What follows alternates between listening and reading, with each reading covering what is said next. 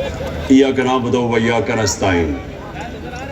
میں سب سے پہلے تو چکوال کے اندر اور میں دیکھ رہا ہوں گجر خان میں جس تعداد میں ماشاءاللہ میری عوام نکلی ہوئی ہے، تو میں تو عوام کا بھی پہلے شکریہ ادا کرتا ہوں اور میں اپنی قوم کو بھی مبارک دیتا ہوں کہ یہ ہم اب ایک جاگی ہوئی قوم دیکھ رہے ہیں، باشعور قوم۔ اور یہ جو مارچ ہے قوم سمجھ گئی ہے کہ اس کا مقصد کیا ہے، اور مقصد صرف ایک ہی ہے کہ جو 1947 میں ہم آزاد ہوئے تھے، اب وقت آ گیا ہے کہ حقیقی طور پہ آزاد ہے۔ اور پھر سے میں بتا دوں کہ حقیقی طور پہ ایک قوم کیسے آزاد ہوتی ہے۔ سب سے پہلے اس قوم کے فیصلے اس ملک میں ہوتے ہیں۔ کوئی بیرون ملک کی کوئی طاقت، کوئی سپر پاور وہ اس ملک کے فیصلے نہیں کرتی۔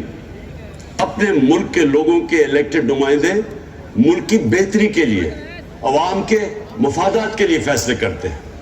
اور پھر میں مثال صرف دیتا ہوں کہ اگر ہمیں روس سے سستا تیل ملتا ہے تو اگر ہندوستان سستا تیل خرید سکتا ہے تو ہمیں بھی اپنے لوگوں کے فائدے کے لیے جب آپ سستا تیل خریدتے ہیں تو مہنگائی کم ہو جاتی ہے ملک میں۔ تو صرف اس لیے کہ کوئی ناراض نہ ہو جائے ہم اپنے لوگوں کے اوپر بوجھ ڈالتے ہیں مہنگائی کا، کیونکہ ہمیں خوف ہے کہ کوئی ہمارے سے بڑی پاور ناراض نہ ہو جائے۔ یہ غلامی ہے۔ آزاد قوم میں اپنے لوگوں کے لیے فیصلہ کرتی ہے۔ اور دوسری چیز، اصل میں انسان آزاد انصاف کرتا ہے۔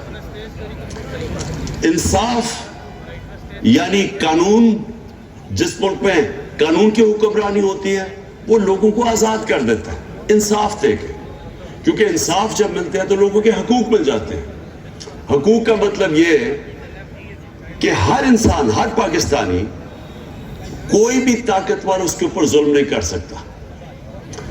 کوئی یہ جو تھانہ، کچہری، پٹواری کی سیاست پاکستان میں اس لیے ہے کہ کیونکہ لوگوں کو نہ پٹوار خانے میں انصاف ملتا ہے، نہ تھانے میں ملتا ہے، نہ کچہریوں میں ملتا ہے، تو وہ پھر لوگوں کو ڈھونڈتے ہیں کہ وہ ایم این اے کو ڈھونڈتے ہیں، ایم پی اے کو ڈھونڈتے ہیں کہ ہماری مدد کریں ہمیں انصاف دینے کے لیے۔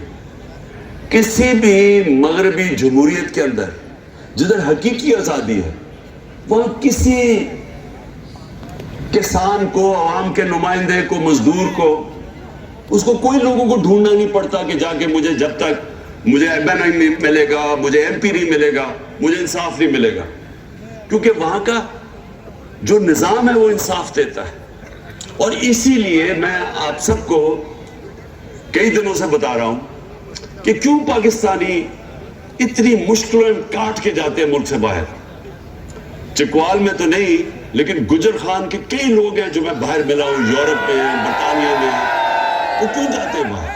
اور مشکلوں سے جاتے ہیں، کیونکہ ادھر ان کے جو ملک کا نظام ہے وہ کیونکہ وہاں انصاف ہے اور وہاں انسانوں کی حقوق کے تحفظ ہے، تو جو لوگ محنت کرتے ہیں انہیں پتہ ہے کہ ان کو محنت کا پھل ملے گا۔ یہ نہیں کہ وہاں کو پیسے لوگوں کو بانٹ رہا ہے، وہاں کا نظام ایسا ہے کہ جو محنت کرے گا اس کو اس کا پھل ملے گا۔ اور جو تیسری چیز کہ جو تجارت کرنے جاتے ہیں، مثلا کوئی سرمایہ کاری کرنے جاتا ہے، کوئی بزنس کرنے جاتا ہے، ادھر ان کو یہ اعتماد ہے کہ ان کی جو بزنس ہے وہ اس کو چلانے کے لیے کوئی رکاوٹیں نہیں آئیں گی، رشوتیں نہیں مانگی جائیں گی، سرکاری محکمے ان کی زندگی مشکل نہیں کریں گے جب تک وہ پیسے نہیں دیتے۔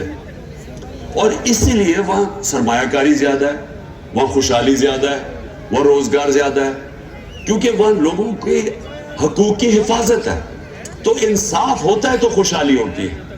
تو یہ آپ سب سمجھ جائیں کہ یہ جو ہماری حقیقی آزادی کی تحریک ہے، اس کا سب سے بڑا مقصد یہ ہے لوگوں کو آزاد کرنا، انصاف دے کے، اور انصاف دے کے خوشحال کرنا، روزگار دینا ہے۔ یعنی وہ ملک جدھر سرمایہ کاری شروع ہو، جدھر کارخانے لگے، جدھر کسانوں کی مدد ہو، اور میں کسانوں کے اوپر پھر سے آخر میں بات کروں گا۔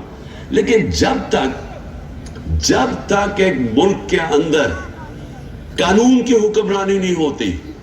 जब तक एक मुल्क में ताकतवर और कानून के कमजोर के लिए एक कानून नहीं बनता, तब तक लोग आजाद नहीं होंगे।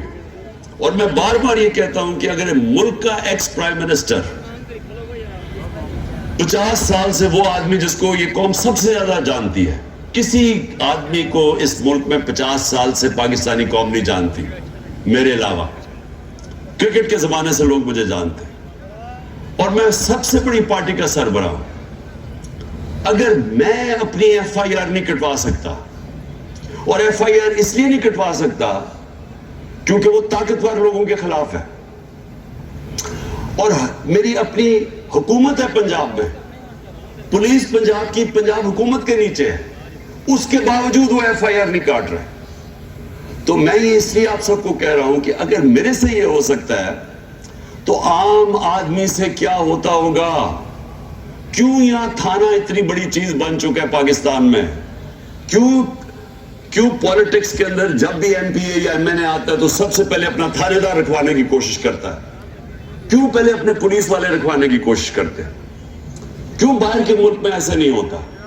क्यों यूरोप और बरतानिया में ऐसे नहीं है? क्योंकि वहां उनके निजाम के अंदर इंसान कोई हकूक की हिफाजत है। जो कानून और आइन उसको हकूक देता है, वो इंसाफ का निजाम प्रोटेक्ट करता है, इसके तहफ़्फ़ुज़ करता है। तो हमारे लोग इसलिए गुलाम बने हुए हैं, ये निजाम गुलाम बना देता है लोगों को, और इसीलिए लोग मर मर के जाते हैं यूरोप। और आपके रिश्तेदार कितने होंगे जो कि मेहनत करने और मेहनत कश लोग आज बाहर के मुल्कों में काम कर रहे हैं और वो आपको पैसे भेजते हैं। वो फिर से वो ये नहीं कि लोग पैसे वह तकसीम कर रहे हैं, वो इसलिए कि उनका निजाम इजाजत देता है लोगों को पैसा बनाने के लिए, बिजनेस करने के लिए। अपनी वो काम दुकानें करेंगे, उन्हें पता है दुकानें लगाएंगे, कारखाने लगाएंगे कि उनको तंग नहीं किया जाएगा महकमों से, इसलिए वो खुशहाल है। सो ये मैं जो दूसरी मेरी आप बात है कि यहाँ सरमायाकारी भी तब आएगी, मुल्क उठेगा भी तब जब हम इस मुल्क के अंदर कानून की हुक्मरानी होगी। सबसे बड़ा हमारा असासा है बैरून मुल्क पाकिस्तानी, और ये जो आप गुजर खान में खास तौर पे गुजरात, ये सारा जो बेल्ट है, इससे बहुत ज्यादा लोग वहां बाहर बैठे हुए हैं। तो वो जो लोग हैं जो वो पैसे बना लेते हैं, जो तो अपने कारोबार शुरू कर देते हैं, उनका दिल है पाकिस्तान में आने का, लेकिन वो क्यों नहीं आते? क्योंकि मैं उस बैरून मुल्क पाकिस्तानियों को पिछले 40 साल से जानता हूं। इन्होंने मेरी मदद की शौकत खाना बनाने में, क्रिकेट के ज़माने से मैं जानता था। फिर तहरीक इंसाफ को ये पैसे भेजते हैं। तो क्यों मैं जब भी मैं इनसे पूछता हूँ वो क्यों नहीं पाकिस्तान में सरमायाकारी करते? क्योंकि उनको इत्तेमाद नहीं है पाकिस्तान के इंसाफ के निज़ाम पे। उनको खौफ ये है कि अगर वो यहाँ कारोबार शुरू करेंगे तो हर किस्म की रुकावटें सामने खड़ी होंगी और उनकी हिफाजत नहीं करेगा पाकिस्तान का जो इंसाफ का निज़ाम है। तो इसलिए ये जो आपकी हमारी जो तहरीक है ये चलती रहेगी।